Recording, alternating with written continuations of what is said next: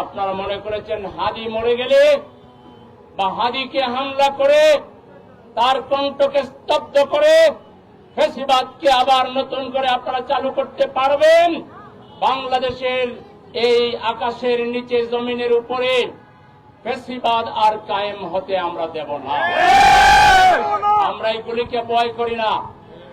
কয়টা হাদিকে গুলিবিদ্ধ করতে পারবেন? কয়টা হাদিকে মারতে পারবেন? আমরা লক্ষ হাদি তৈয়ার আছি গুলি খাওয়ার জন্য, শহীদ হওয়ার জন্য। আপনারা কি দেশকে মুক্ত রাখার জন্য, আধিপত্যবাদ মুক্ত, ফ্যাসিবাদ মুক্ত দেশ রাখার জন্য হাদির মতো যদি বুকে গুলি নিতে হয়, কে নিতে রাজি আছেন? সুতরাং সন্ত্রাসীরা দেখে নাও, লক্ষ জনতা বুকে গুলি নেওয়ার জন্য প্রস্তুত আছে। অতএব গুলি করে আমাদের কণ্ঠস্তব্ধ করা যাবে না।